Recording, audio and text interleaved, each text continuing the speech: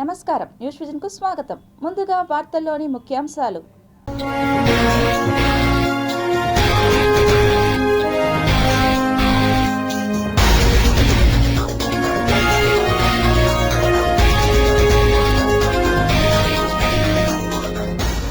Bharat air force చేతికి అత్యాధునిక missile R-37M అందించేందుకు ముందుకొచ్చిన రష్యా. భారత్లో ఎలాన్ మస్క్ స్టార్లింక్ సేవలకు కేంద్రం గ్రీన్ సిగ్నల్. త్వరలో శాటిలైట్ ఆధారిత ఇంటర్నెట్ సేవలు. నీతి ఆయోగ్ అధికారులతో సీఎం చంద్రబాబు సమావేశం. టార్గెట్ వికసిత్ భారత్ 2047. ఏపీ నిరుద్యోగులకు శుభవార్త. ఇక ప్రతి ఏడాది డిఎస్సి నోటిఫికేషన్. మంత్రి లోకేష్ వెల్లడి. తిరుమలలో కొనసాగుతున్న భక్తుల రద్దీ. శ్రీవారి దర్శనానికి 20 గంటల సమయం. వేడుకగా శ్రీ గోవిందరాజస్వామి బ్రహ్మోత్సవాలు. కనుల పండుగగా వాహన సేవలు.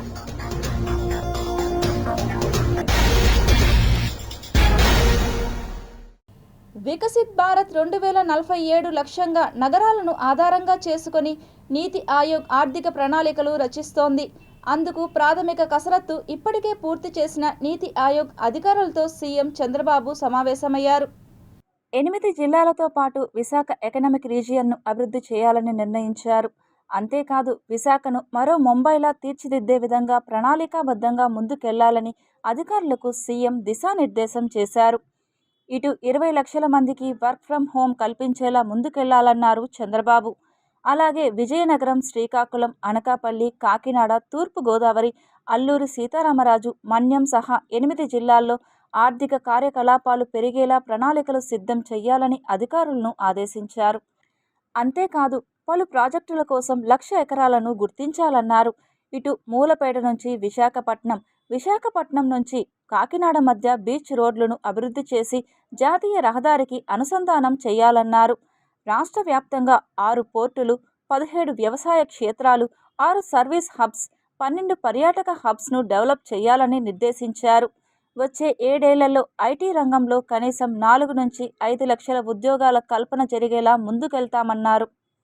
ఆంధ్రప్రదేశ్ రాష్ట్ర నిరుద్యోగులకు విద్య, ఐటీ, ఎలక్ట్రానిక్స్ శాఖల మంత్రి నారా లోకేష్ గుడ్ న్యూస్ చెప్పారు. పాఠశాలల్లో విద్యా ప్రమాణాల మెరుగుకు ఇకపై ఏటా డిఎస్సి నిర్వహించి ఉపాధ్యాయ పోస్టుల భర్తీ చేస్తామన్నారు. ఉండవల్లిలోని ఆయన నివాసంలో పాఠశాల, ఇంటర్మీడియట్, ఉన్నత విద్య, సమగ్ర శిక్ష అభియాన్లపై నిర్వహించిన సమీక్షలో మాట్లాడుతూ రాష్ట్రంలోనే చరిత్రలో తొలిసారి అత్యధికంగా 16,347 ఉపాధ్యాయ పోస్టుల భర్తీ ప్రక్రియ చేపట్టామన్నారు. డిఎస్సి మొదటి రోజు పరీక్షలు ఎక్కడా ఎలాంటి సమస్యలు తలెత్తకుండా ప్రశాంతంగా జరిగాయని అన్నారు. తొలి రోజు మొదటి విడతకు 88%, మధ్యాహ్నం విడతకు 86% మంది హాజరైనట్లు తెలిపారు. మిగతా పరీక్షలు కూడా సజావుగా జరిగేటట్లు ఏర్పాట్లు చేసినట్లు తెలిపారు. రాబోయే 4 ఏళ్లలో రాష్ట్రంలో మోడల్ విద్య తీసుకురావడమే లక్ష్యంగా పెట్టుకున్నట్లు తెలిపారు.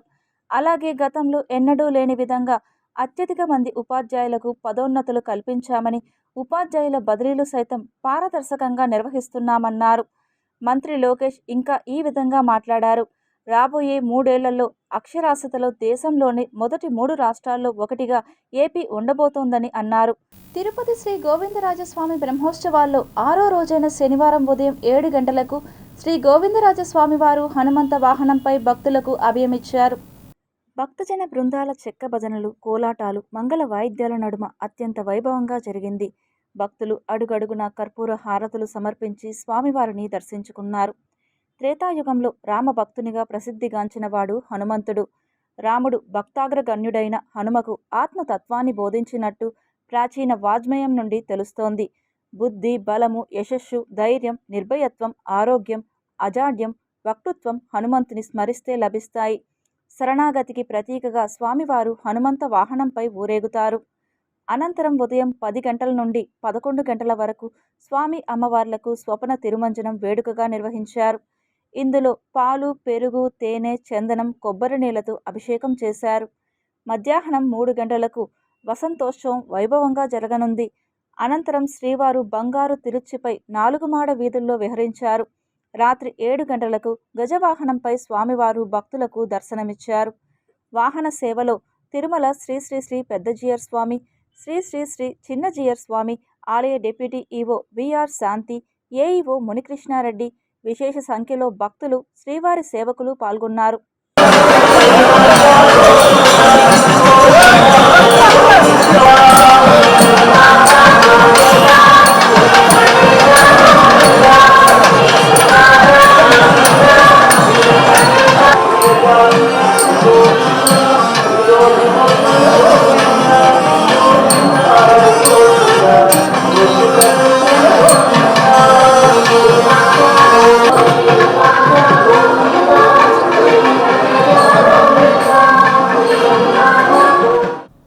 శ్రీ పద్మావతి అమ్మవారి తెప్పోత్సవాలు వైభవంగా ప్రారంభమయ్యాయి. తిరుచానూరు శ్రీ పద్మావతి అమ్మవారి తెప్పోత్సవాలు శనివారం వేడుకగా ప్రారంభమయ్యాయి. మొదటి రోజు శ్రీ రుక్మిణి సత్యభామ సమేత శ్రీకృష్ణ స్వామివారు పద్మ సరోవరంలో తెప్పపై 3 చుట్లు విహరించి భక్తులను అనుగ్రహించారు. ఇందులో భాగంగా ఉదయం సుప్రభాతంతో అమ్మవారిని మేల్కొలిపి సహస్రనామార్చన, నిత్యార్చన నిర్వహించారు. మధ్యాహ్నం 2:30 గంటల నుండి 4 గంటల వరకు శ్రీకృష్ణ స్వామివారి ముఖ మండపంలో శ్రీకృష్ణ స్వామివారికి వేడుకగా అభిషేకం నిర్వహించారు. ఇందులో భాగంగా పాలు, పెరుగు, తేనె, చందనం, సుగంధ ద్రవ్యాలతో విశేషంగా అభిషేకం చేశారు. సాయంత్రం 6:30 గంటలకు స్వామి అమ్మవారి ఉత్సవమూర్తులను పద్మ పుష్కరిణి వద్దకు వెంచేపు చేశారు. సాయంత్రం 6:30 గంటల నుండి రాత్రి 7:30 గంటల వరకు తెప్పోత్సవం వైభవంగా జరిగింది. అనంతరం శ్రీకృష్ణ స్వామివారు ఆలయ 4 మాడ వీధుల్లో ఊరేగి భక్తులను కటాక్షించారు. ఈ కార్యక్రమంలో ఆలయ deputy EO Harendranath, AEO Devarajulu, superintendent Ramesh, temple ఇన్స్పెక్టర్లు ప్రసాద్, సుభాష్కర్ నాయుడు, చలపతి సుబ్బరాయుడు, ఏవిఎస్ఓ సతీష్ కుమార్, విఐ రాము పాల్గొన్నారు. మనకు శ్రీ కృష్ణ స్వామి వారికి మొట్టమొదటిగా అభిషేకాదులు నడిచి స్వామివారు రుక్మిణి సత్యభామ సమేతముగా ఆ స్వామివారు అమ్మవార్లు ఇద్దరు కలిసి రత్న గజల మణిమాణిక్య కిరీటములతో స్వామివారి పద్మ సరోవరంలో వేంచేపు చేసి అమ్మవారు యొక్క తెప్పల్లో 3 మార్లు ప్రదక్షిణంగా జరిగినది. అదే విధముగా రేపటి దినము అమ్మవారికి విశేషముగా శ్రీదేవి భూదేవి సమేత సుందరరాజ స్వామి వారు తెప్పోత్సవంలో ఊరేగింపు జరగను. ధ్వజారోహణంతో వైభవంగా ప్రారంభమైన శ్రీ ప్రసన్న వెంకటేశ్వర స్వామివారి బ్రహ్మోత్సవాలు. అప్పలాయగుంటలోని శ్రీ ప్రసన్న వెంకటేశ్వర స్వామివారి బ్రహ్మోత్సవాలు శనివారం ధ్వజారోహణంతో వైభవంగా ప్రారంభమయ్యాయి. సకల దేవతలను బ్రహ్మోత్సవాలకు ఆహ్వానిస్తూ ఉదయం 7:30 గంటల నుండి 8 గంటల మధ్య మిథున లగ్నంలో వైకానస ఆగమోక్తంగా ధ్వజారోహణ ఘట్టం జరిగింది. వేద పండితుల మంత్రోచ్చరణలు, మంగళ వాయిద్యాలు, భక్తుల గోవిందనామ స్మరణ నడుమ ఈ కార్యక్రమం శాస్త్రోక్తంగా జరిగింది. అంతకుముందు ఉదయం 5:30 గంటల నుండి 6 గంటల వరకు స్వామివారి తిరుచి ఉత్సవం నిర్వహించారు. ఈ ఉత్సవం ద్వారా తన బ్రహ్మోత్సవాల ఏర్పాట్లను స్వామివారు ఒకమారు ముందుగా పర్యవేక్షిస్తారు. అనంతరం ధ్వజస్తంభం వద్ద విశేష పూజా కార్యక్రమాలు జరిగాయి. అంతకుముందు బేరి తాడనం, బేరి పూజ, ధ్వజపటం, నవసంధి, శ్రీవారి మాడవీధి ఉత్సవం, ఆస్థానం నిర్వహించారు. మిథున లగ్నంలో శ్రీదేవి భూదేవి సమేత శ్రీ ప్రసన్న వెంకటేశ్వర స్వామివారి సమక్షంలో ధ్వజారోహణం నిర్వహించారు. ఇందులో వైకానస శాస్త్రోక్తంగా గరుత్మంతుణ్ణి నూతన వస్త్రంపై లిఖించి పూజలు చేసి ధ్వజస్తంభంపై ప్రతిష్ఠించారు. ఎన్ని దానాలు చేసినా ధ్వజారోహణ కార్యంలో గరుడారోహణం వీక్షించిన భక్తులు పునీతులు అవుతారని పురాణాలు చెబుతున్నాయి. 18 గణాలను, 3,000,000 దేవతలను బ్రహ్మోత్సవాలకు ఆహ్వానించడం దీని లక్ష్యం. సమాజ శ్రేయస్సుకు, వంశాభివృద్ధికి ధ్వజారోహణం దోహదపడుతుంది. అనంతరం ఉదయం 9:30 గంటల నుండి 11 గంటల వరకు స్వామి అమ్మవార్లకు వేడుకగా స్వపన తిరుమంజనం నిర్వహించారు. ఇందులో పాలు, పెరుగు, తేనె, కొబ్బరి నీళ్లు, పసుపు, చందనంలతో అభిషేకం చేపట్టారు. బ్రహ్మోత్సవాల్లో మొదటిదైన పెద్దశేష వాహన సేవ రాత్రి 7 గంటల నుండి 8 గంటల వరకు వైభవంగా జరిగింది. ఈ కార్యక్రమంలో TTD deputy EO Sri Harendranath, AEO Devarajulu, superintendent Srivani, temple inspector Sivakumar, AVSO Satish Kumar, ఇతర అధికారులు, ఆలయ అర్చకులు, శ్రీవారి సేవకులు, విశేష సంఖ్యలో భక్తులు పాల్గొన్నారు.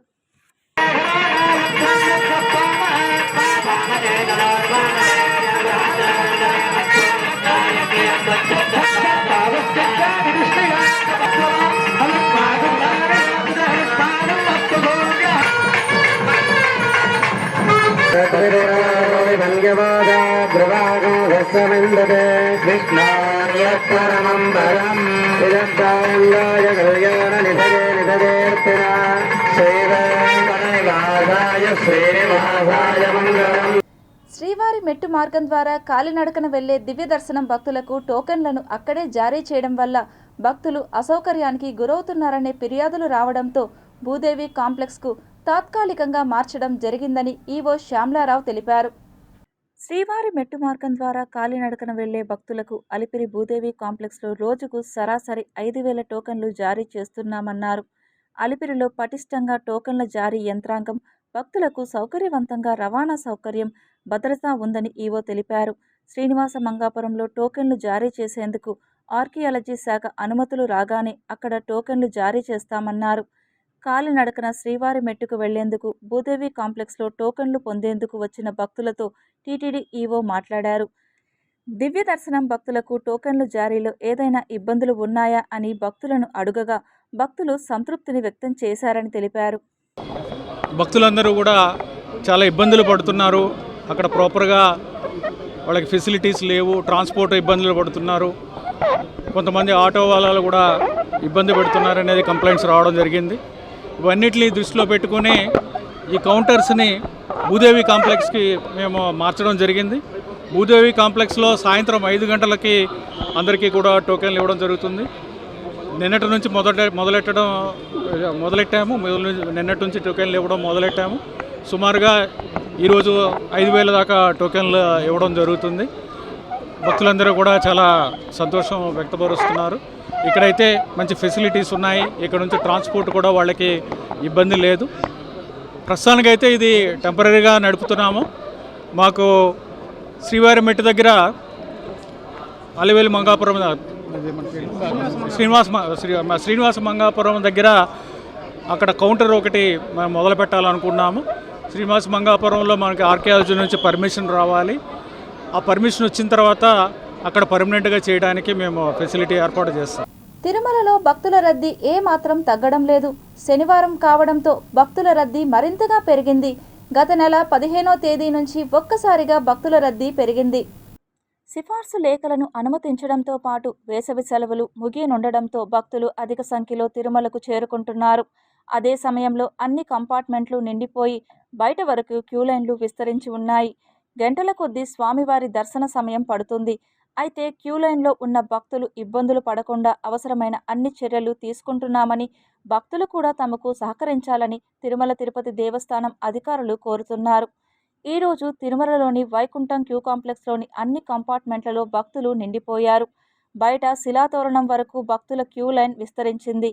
ఉచిత దర్శనం క్యూలైన్లోకి ఉదయం 7:30 గంటలకు టోకన్లు లేకుండా ప్రవేశించిన భక్తులకు శ్రీవారి దర్శనం 20 గంటల సమయం పడుతుందని తిరుమల తిరుపతి దేవస్థానం అధికారులు తెలిపారు. టైం స్లాట్ దర్శనం భక్తులకు శ్రీవారి దర్శనం 5 గంటలకు పైగానే సమయం పడుతుంది. 300 రూపాయల ప్రత్యేక దర్శనం టికెట్లను కొనుగోలు చేసిన భక్తులకు శ్రీవారి దర్శనం 4 నుంచి 5 గంటల సమయం పడుతుంది. నిన్న తిరుమల శ్రీవారిని 72,174 మంది భక్తులు దర్శించుకున్నారు. వీరిలో 35,192 మంది భక్తులు తమ తల నీలాలను సమర్పించుకున్నారు. నిన్న తిరుమల శ్రీవారి హుండీ ఆదాయం 2.88 కోట్ల రూపాయల ఆదాయం వచ్చిందని అధికారులు తెలిపారు. శ్రీవారి మెట్టు మార్గాన కాలినడకన వెళ్లే భక్తులకు అలిపిరిలో దివ్య దర్శనం టోకన్ల జారీ తిరిగి ప్రారంభమైంది.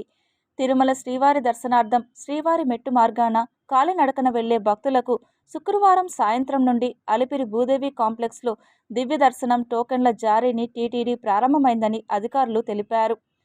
రాష్ట్రంలో కూటమి ప్రభుత్వం అధికారంలోకి రాగానే పేద ప్రజల సొంతింటి కలను సాకారం చేస్తూ రాష్ట్ర ప్రభుత్వం 22A తొలగించడం హర్షణీయమని తిరుపతి ఎమ్మెల్యే ఆరణి శ్రీనివాసులు కొనియాడారు. తిరుపతి తాతయ్యగుంట సమీపంలోని నేరేలమ్మ ఆలయం వద్ద మల్లయ్యగుంట ప్రాంత ప్రజలతో సమావేశాన్ని ఏర్పాటు చేశారు. ఈ కార్యక్రమానికి ముఖ్య అతిథులుగా తిరుపతి ఎమ్మెల్యే ఆరణి శ్రీనివాసులు, నగరపాలక సంస్థ deputy mayor RC Munikrishna, TDP senior నాయకులు మబ్బు దేవనారాయణ రెడ్డి, రాష్ట్ర యాదవ కార్పొరేషన్ చైర్మన్ నరసింహ యాదవ్ తదితర టీడీపీ నాయకులు విచ్చేసి కార్యక్రమాన్ని ప్రారంభించారు. ఈ సందర్భంగా వారు ప్రజలను ఉద్దేశించి మాట్లాడుతూ రాష్ట్ర ప్రభుత్వం ఎన్నికలకు ముందు ఇచ్చిన హామీలను నెరవేర్చే దిశగా కూటమి ప్రభుత్వం పనిచేస్తుందని అన్నారు. మల్లయ్యగుంట ప్రాంతంలో భూ రిజిస్ట్రేషన్లపై విధించిన 22A బ్యాన్ చేస్తూ రాష్ట్ర ప్రభుత్వం నిర్ణయం తీసుకున్న సందర్భంగా ఎన్డీఏ ప్రభుత్వ నాయకులను ఘనంగా ఆ ప్రాంత ప్రజలు సన్మానించారు. ఏరియాలో 27వ డివిజన్లో మన సోదరులు బర్నీ యాదవ్ గారు ఒక రిప్రజెంటేషన్ చాలాసార్లు గుడికి వచ్చినప్పుడు కూడా చెప్పడం జరిగింది. దాన్ని మన డివిజన్ ఇన్ఛార్జి, క్లస్టర్ ఇన్ఛార్జి ఇదే కాదు, ఒక కల్వర్ట్ పూజలు చేసినప్పుడు కూడా మొత్తం రాజకీయ లబ్ధి కోసం గాడీలు కూడా వేశారు, రోడ్లు కూడా లేకుండా చేశారు. హోటల్ యజమానులు, వీధి యజమానులు అందరూ కూడా రోడ్ల నుంచి కూడా నేరుగా పోవాలనుకుంటే అక్కడ కూడా గాడీలు కొట్టేసి ఇటు తిరుక్కొని అటు తిరుక్కొని పోయే విధంగా అరాచకం సృష్టించాడనేసి కూడా ఆ రోజు నుంచి కూడా పులిగోరు మురళి చెప్పడం జరుగుతూ ఉంది. మన ఎన్డీఏ కూటమి ప్రభుత్వం వచ్చిన వెంటనే అక్కడ కల్వర్టుని నిర్మించి ఆ రహదారులంతా కూడా ఎక్కడికక్కడ పూర్తి చేసి రహదారులు కూడా తాత్కాలికంగా చేయడం జరిగింది. గతంలో గంగా జాతర, మొన్న జరిగిన గంగా జాతర చూస్తే గతంలో గంగా జాతర ఒక వ్యక్తిగత దీనికోసం వాడుకోవడం జరిగింది. మేము ఇక్కడున్న ఎమ్మెల్యే గారు కానీ, మేము కానీ, బీజేపీ నాయకులు కానీ ఎవరు కూడా ఏదైతే గతంలో గంగా జాతర ఏ విధంగా జరుగుతూ ఉందో మళ్ళీ కూడా మా ప్రభుత్వం వచ్చిన తర్వాత తిరుపతిలో గంగా జాతర అదే పందాలో జరగాలి, ఏదో ఒక వ్యక్తిగత ప్రచారం కోసం, వ్యక్తిగత దీనికోసం ఎవరు కూడా, ఎమ్మెల్యే గారు కూడా రావడం, కూర్చోవడం, కమిటీ వేసుకొని వాళ్ళ ద్వారా అందరూ కూడా సామాన్య భక్తులకి ఏదైతే దర్శన భాగ్యం కల్పించాలి, అదేవిధంగా రేటు కూడా ఎక్కువ పెట్టాలంటే దాన్ని కుదించి ఒకే రేటుతో అలా పెట్టి స్థానికులందరూ కూడా ఒక కుటుంబంలో పోవాలంటే 4-5 మంది 6 మంది ఉంటారు. మనం చేస్తూ ఉంది. దానికి మా కృషి కూడా ఎప్పుడు ఉంటుంది. మన ఎమ్మెల్యే గారు కూడా పూర్తి సహాయక సహకారాలు అందిస్తానని చెప్పారు. ఆయన ఏం చెప్పినా కూడా, మనం ఏం చెప్పినా కూడా నమ్మకుండా అన్నిటికీ ముందుంటున్నాడు, ముందుండి చేస్తున్నాడు. ఆయనకి మా వంతు సహాయం ఏది కావాలన్నా చేస్తాం. చేసి ఈరోజు ఇక్కడికి రావడానికి ముఖ్య కారణం భరణి అండ్ హేమంత్ ఇద్దరు మమ్మల్ని పిలిచారు. ఇది మేము చేసేది ఏం పెద్ద విషయం కాదు. దీనికి ఇంత సన్మానం చేర్చుకునేంత గొప్ప వాళ్ళ కూడా ఏం కాదు మేము ఇక్కడ.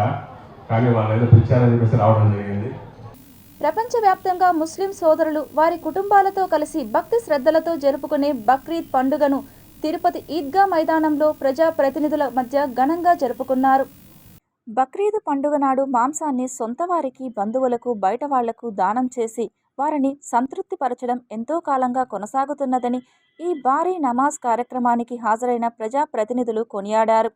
ఈ నమాజ్ కార్యక్రమంలో షఫీ అహ్మద్, అబ్దుల్ కాదరి, మెహబూబ్ బాషా, ఖాదర్ బాషా, ముర్తుజా తదితర ముస్లిం పెద్దలతో కలిసి మాజీ ఎమ్మెల్యే సుగుణమ్మ, మున్సిపల్ ఉప మేయర్ ఆర్సి మునికృష్ణ, కార్పొరేటర్ అన్నా అనిత, టీడీపీ నేతలు చినబాబు, రుద్రకోటి సదాశివం తదితరులు పాల్గొన్నారు. సుఖ సంతోషాలతో ప్రతి ఒక్కరు కూడా వెళ్ళి విరియాలనే కోరికతో మరి ఏదైతే బక్రీద్ అంటే మనము చెడును వదిలేసి మంచి వైపు ప్రోత్సహిస్తూ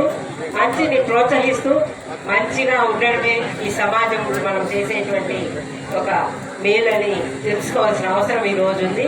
మన ముస్లిం కమ్యూనిటీ యూనిటీ అనేది తెలుస్తుంది.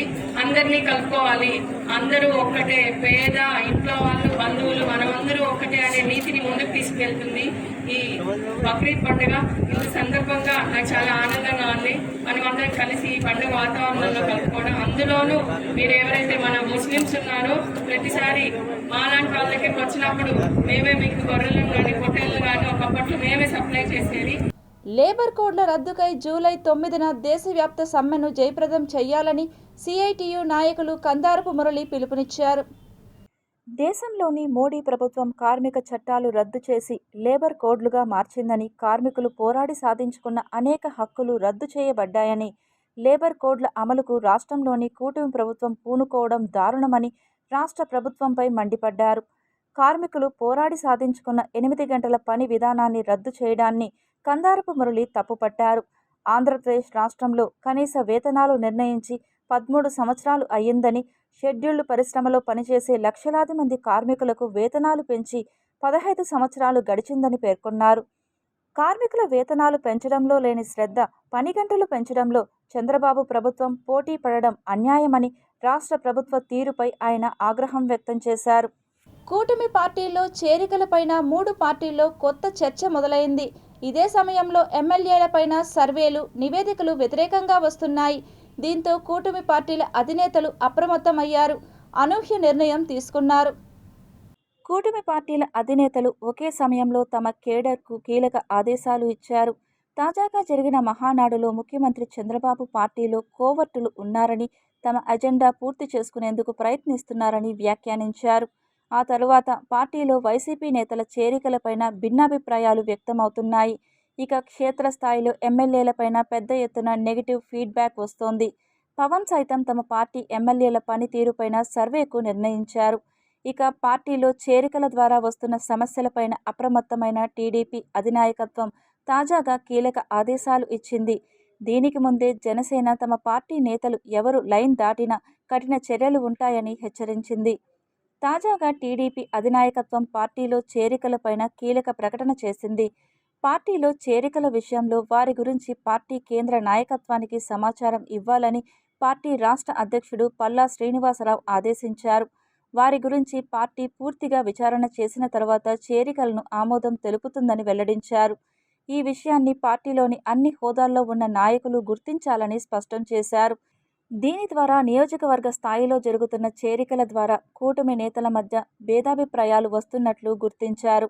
గతంలో కూటమి పార్టీలకు వ్యతిరేకంగా పనిచేసిన వారికి ఇప్పుడు అధికారంలోకి వచ్చిన తర్వాత అవకాశం ఇవ్వటంపైన క్షేత్రస్థాయిలో వ్యతిరేకత కనిపిస్తోంది. అదేవిధంగా 2 పార్టీల్లోని కొందరు నేతలు మితిమీరిన స్వేచ్ఛతో వ్యవహరిస్తున్నారని చంద్రబాబు, పవన్ గుర్తించినట్లు సమాచారం. ఎమ్మెల్యేలపైన వస్తున్న విమర్శలపైన కఠినంగా వ్యవహరించాలని నిర్ణయించారు. అందులో భాగంగానే వన్ టైం ఎమ్మెల్యేలుగా మిగిలిపోయేలా వ్యవహార శైలి ఉండకూడదని పార్టీ ఎమ్మెల్యేలకు చంద్రబాబు స్పష్టం చేశారు. ఈ వారంలోనే కూటమి సమన్వయ కమిటీ సమావేశం జరగనుంది. ఆ తరువాత చంద్రబాబు, పవన్ భేటీ అయ్యి ఏడాది పాలనపైన సమీక్ష, భవిష్యత్ కార్యాచరణ ఖరారు చేయనున్నారు. రాష్ట్రంలోని కూటమి ప్రభుత్వం రైతుల పక్షాన నిలబడుతుందని, రైతులకు న్యాయం జరిగేలా అన్ని చర్యలు తీసుకుంటున్నట్లు ఎమ్మెల్యే గురజాల జగన్మోహన్ చెప్పారు. స్థానిక ప్రజాప్రతినిధులు, తెదేపా నాయకులతో కలిసి చిత్తూరు కట్టమంచిలోని మామిడికాయల యార్డును పరిశీలించారు. మామిడికాయల దిగుబడి, జరుగుతున్న వ్యాపారం, రోజుకు ఎంత మామిడి యార్డుకు వస్తుందనే విషయాలపై రైతులు, వ్యాపారస్తులతో మాట్లాడారు. అనంతరం ఎమ్మెల్యే తెదేపా నాయకులతో కలిసి విలేకరులతో మాట్లాడుతూ మామిడి రైతులకు గిట్టుబాటు ధర కల్పించాలని అంశంపై చిత్తూరు ఎమ్మెల్యే గురజాల జగన్మోహన్, జిల్లా collector Sumit Kumar, Puthalapattu MLA K మురళీమోహన్లతో కలిసి పల్ప్ పరిశ్రమల ప్రతినిధులు, రైతులతో సుదీర్ఘ చర్చలు జరిపి రైతులకు గిట్టుబాటు ధర అయ్యేలా ప్రభుత్వానికి నివేదిక సమర్పించామన్నారు. రైతు బిడ్డగా రైతుల కష్టం తెలిసిన ముఖ్యమంత్రి నారా చంద్రబాబు నాయుడు మామిడి రైతులకు న్యాయం చేయాలనే ఉద్దేశంతో తోతాపురి మామిడి కిలో 8 రూపాయల పరిశ్రమల వాళ్లు కొనుగోలు చేయాలని, 4 రూపాయలు ప్రభుత్వ రాయితీ కలిపి 12 రూపాయలు అందించేలా నిర్ణయించారని, ఈ మేరకు వ్యవసాయ శాఖ మంత్రి అచ్చెన్నాయుడు గారు ప్రకటన చేశారని, ఉత్తర్వులు త్వరలో విడుదలవుతాయన్నారు. ప్రభుత్వ ఉత్తర్వులు విడుదలైనప్పటి నుంచి పరిశ్రమలు ప్రభుత్వం నిర్దేశించిన ధరకే రైతుల నుంచి కొనుగోలు చేయాలని వ్యవసాయ శాఖ ద్వారా రైతులకు పర్మిట్లు జారీ చేస్తున్నట్లు చెప్పారు. పర్మిట్లు పొందిన రైతులకు ప్రభుత్వం ప్రకటించిన రాయితీ సొమ్ములను జమ చేయడం జరుగుతుందన్నారు. పరిశ్రమలు జిల్లాలోని రైతులకు మొదటి ప్రాధాన్యత ఇచ్చి కొనుగోలు చేయాలన్నారు. నిర్ణయించిన గిట్టుబాటు ధర, ఇతర నిబంధనలను అతిక్రమించిన పరిశ్రమలపై చర్యలు తప్పవని హెచ్చరించారు. మిగిలిన రాష్ట్రాలతో పోలిస్తే ఆంధ్రప్రదేశ్లోనే మామిడి రైతులకు గిట్టుబాటు ధర కల్పించామని, ఈ విషయంలో ముఖ్యమంత్రి నారా చంద్రబాబు నాయుడు గారికి, వ్యవసాయ శాఖ మంత్రికి ధన్యవాదాలు తెలుపుతున్నట్లు చెప్పారు. కాబట్టి రాబోయే రోజుల్లో ఎవరైతే మీడియేటర్స్ ఉంటారో, బ్రోకరేజ్ చేశారో వాళ్ళందరినీ కూడా కట్ చేస్తూ ఫ్యాక్టరీల వాళ్ళకి చెప్తున్నాం. ఫ్యాక్టరీల వాళ్ళు తీసుకోగలిగితే రేపు నుండి వారికి మంచిది. వారు తీసుకొని పక్షాన ఏం చేస్తామనేది ఫర్దర్ చెప్తాం. వ్యాపార పరంగా ఎవరిని కూడా ఇల్లీగల్గా మేము ఎటువంటి ప్రకటనలు చేయము. మేము కోరుకునేది ముందు మా చిత్తూరు రైతుల దగ్గర నుండి కొనాలి అని డిమాండ్ పెడతాం తప్పితే మీరు ఇంకొకరి దగ్గర కొనకూడదు, పలానా వాళ్ళదే కొనాలి, పలానా టీడీపీ వాళ్ళదే కొనాలి, లేదా పలానా వాళ్ళదే అటువంటివి ఏవి మా ప్రభుత్వంలో ఎప్పుడు కూడా ఆదేశించారు. రైతులు అందరూ రైతులే. నేను అనేది పక్క రాష్ట్రమైనా రైతే, వాడికి అవసరం వస్తే అమ్ముకుంటాడు. బట్ అట్లనే మన నియోజకవర్గంలో రైతులది కాదని బయట వాళ్ళది ఎక్కువ కొనేకి చూస్తే మాత్రం మేము అడ్డుకుంటాము. ఆంధ్రప్రదేశ్ ఉన్నత విద్యామండలి ఆధ్వర్యంలో శ్రీ వెంకటేశ్వర విశ్వవిద్యాలయం ఏపీ పీజీ సెట్ 2025 నిర్వహించడం జరుగుతుందని ఉపకులపతి అప్పారావు తెలిపారు. శ్రీ వెంకటేశ్వర విశ్వవిద్యాలయంలోని వీసీ ఛాంబర్లో ఏర్పాటు చేసిన విలేకరుల సమావేశంలో ఉపకులపతి Apparao, registrar Bhupathi Naidu, AP PG set convener Venkateswarlu మీడియాతో మాట్లాడుతూ 4 ఏళ్ల తర్వాత తొలిసారిగా పీజీ సెట్ నిర్వహించే బాధ్యతను ఉన్నత విద్యామండలి తమ యూనివర్సిటీకి అప్పగించడం శుభ పరిణామం అని అన్నారు. శ్రీ వెంకటేశ్వర యూనివర్సిటీ అధ్యాపకులు, సిబ్బంది అందరి సహకారంతో ఏపీ పీజీ సెట్ పరీక్షలను దిగ్విజయంగా నిర్వహిస్తామని పేర్కొన్నారు. పీజీ సెట్ కన్వీనర్గా వెంకటేశ్వర్లు నియమించారు. పీజీ సెట్ 2025 జీవో నెంబర్ 44 ప్రకారం నిర్వహించడం జరుగుతుందని, ఈ సంవత్సరం పీజీ సెట్లో కొన్ని సబ్జెక్టులను కలిపి విద్యార్థులకు వెసులుబాటు కల్పించేలా చర్యలు తీసుకోవడం జరిగిందని అప్పారావు తెలిపారు. This AP PG set throughout the state. So ఆ సందర్భంగా మనకు రేపు 9th నుంచి ఎగ్జామ్స్ స్టార్ట్ అవుతున్నాయి. 31 సబ్జెక్ట్స్లో టెస్ట్స్ ఉంటాయి. ఈ 31 సబ్జెక్ట్స్లో ప్రతిరోజు 3 sessions. Morning first session from 9 to 10:30 morning, and second session will be from 12:30 to 2 p.m. And third session will be from 4 p.m. to 5:30 p.m. So ఇది 3 సెషన్స్ మనకి 12th కంప్లీట్ అయిపోతాయి exams. So మనకి about 30 సెంటర్స్లో all over the state 30 సెంటర్స్లో online exam, కంప్లీట్గా online examination 30 సెంటర్స్లో ఈ exams conduct చేస్తున్నాము. భారత్ మరో విప్లవాత్మక మార్పుకు శ్రీకారం చుట్టింది. ఎలాన్ మస్క్ చెందిన స్పేస్ ఎక్స్ కంపెనీ ఓ విభాగమైన స్టార్లంప్కు దేశంలో ఇంటర్నెట్ సేవలు అందించేందుకు కేంద్ర ప్రభుత్వం లైసెన్స్ను మంజూరు చేసింది. భారత్లో కార్యాచరణ ప్రారంభించనున్న 3వ ఉపగ్రహ ఆధారిత ఇంటర్నెట్ ప్రొవైడర్గా స్టార్లింక్ నిలవనుంది. ఇందుకు సంబంధించి కేంద్ర టెలికాం శాఖ డిఓటి స్టార్లింక్కు పాన్ ఇండియా లైసెన్స్ జారీ చేసింది. ఇప్పటికే భారత్లో భారతీ గ్రూప్కు చెందిన వన్ వెబ్ జియోతో కలిసి పనిచేస్తున్న యుటెల్శాట్ సంస్థలు ఉపగ్రహ ఇంటర్నెట్ సేవలు అందిస్తున్న విషయం తెలిసిందే. ఇప్పుడు వీటిలో స్టార్లింక్ చేరడం ద్వారా ఈ రంగంలో పోటీ మరింత ఉత్కంఠభరితంగా మారనుంది. స్టార్లింక్ సేవల ప్రధాన లక్ష్యం భారత్లోని గ్రామీణ ఆన్లైన్ కనెక్టివిటీ లేని ప్రాంతాలను ఇంటర్నెట్తో అనుసంధానించడం. ఎలాంటి ఫైబర్ కేబుల్స్ లేకుండానే నేరుగా ఉపగ్రహాల ద్వారా ఇంటర్నెట్ను అందించే ఈ సాంకేతికత వేగవంతమైన బ్రాడ్బ్యాండ్ కనెక్షన్ను కూడా హామీ ఇస్తోంది. ప్రపంచవ్యాప్తంగా ఇప్పటికే లక్షల మంది వినియోగదారులకు స్టార్లింక్ సేవలు అందుతోంది. భారత్లో లైసెన్స్ వచ్చిన నేపథ్యంలో త్వరలోనే సేవల అందుబాటు, ధరలు, ప్లాన్లు వంటి వివరాలను అధికారికంగా ప్రకటించే అవకాశం ఉంది. గతంలో స్టార్లింక్ భారత్లో సేవలు ప్రారంభించేందుకు ప్రయత్నించినప్పటికీ లైసెన్స్ లేకపోవడంతో డిపార్ట్మెంట్ ఆఫ్ టెలికాం ఆ సంస్థను ఆపేసింది. అప్పటి వరకు కొన్ని వందల ఫ్రీ ఆర్డర్లను కంపెనీ స్వీకరించగా వాటిని రద్దు చేసి డబ్బు తిరిగి చెల్లించాల్సి వచ్చింది. ఈసారి అధికారిక లైసెన్స్తో మళ్లీ రంగంలోకి దిగుతున్న స్టార్లింక్ ముందుగా కొన్ని రాష్ట్రాల్లో ట్రయల్ నడిపే అవకాశం ఉంది. భారతదేశానికి తన అత్యాధునిక R-37M hypersonic long range air to air మిసైల్ను అందించేందుకు రష్యా ముందుకొచ్చింది. రష్యా దేశానికి చెందిన R-37Mకు నాటో AA-13X హెడ్గా నాటో దేశాలు వ్యవహరిస్తాయి. ప్రపంచంలోని అత్యంత వేగవంతమైన long range air to air మిసైళ్లలో ఇది ఒకటి. రష్యా వింపెల్ డిజైన్ బ్యూరో అభివృద్ధి చేసిన ఈ మిసైల్ శత్రు విమానాలను సుమారు 300 నుంచి 400 కిలోమీటర్ల దూరం నుంచే టార్గెట్ చేయగలదు. దీని హైపర్సోనిక్ వేగం మాక్ 6 ధ్వని వేగం కంటే 6 రెట్లు ఈ క్షిపణిని అత్యంత శక్తివంతమైన ఆయుధంగా మార్చేస్తుంది. ఈ మిసైల్ ప్రధానంగా శత్రు దేశానికి చెందిన AWACS air Born early warning systems, tanker విమానాలు, ఫైటర్ ఎయిర్ క్రాఫ్ట్లను నాశనం చేయడానికి ఉపయోగపడుతుంది. లాంగ్ రేంజ్ సామర్థ్యం కారణంగా భారత వైమానిక దళం శత్రు దేశం లోపలకు చొరపడకుండానే భారత గగనతలం నుంచి ప్రయోగించే అవకాశాన్ని ఇస్తుంది. తద్వారా మన ఫైటర్ జెట్లు, పైలట్లు మరింత సురక్షితంగా ఉంటూ శత్రు దేశపు లక్ష్యాలను ధ్వంసం చేయడం సాధ్యపడుతుంది. Tirupati bullion gold jewellery and silver merchants association సమాచారం మేరకు తిరుపతి లోకల్ బులియన్ మార్కెట్లో బంగారం, వెండి ధరలు ఇలా ఉంటాయి. 24 క్యారెట్ల బంగారం 10 గ్రాముల ధర 99,120 రూపాయలు. 22 క్యారెట్ల బంగారం 1 గ్రాము ధర 8,980 రూపాయలు. వెండి 1 కేజీ ధర 1,08,500 రూపాయలు. రీటైల్ వెండి 1 గ్రాము ధర ₹111.50గా ఉంటుంది. వార్తలు ముగించే ముందు ముఖ్యాంశాలు మరోసారి చూద్దాం.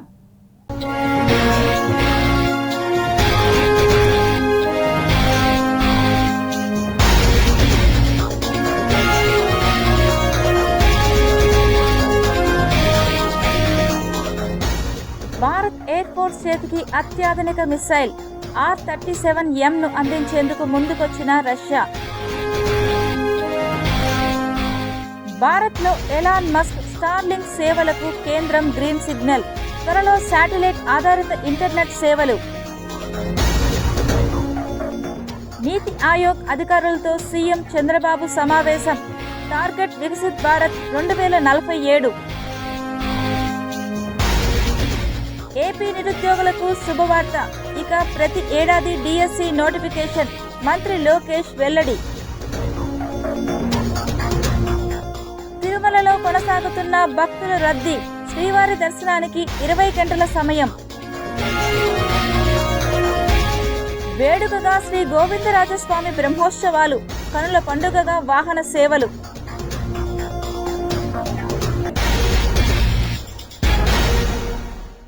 ఈ వార్తలు ఇంతటితో సమాప్తం. సమగ్ర సమాచారంతో న్యూస్ విషయంలో మళ్ళీ కలుద్దాం. అంతవరకు సెలవు. నమస్కారం.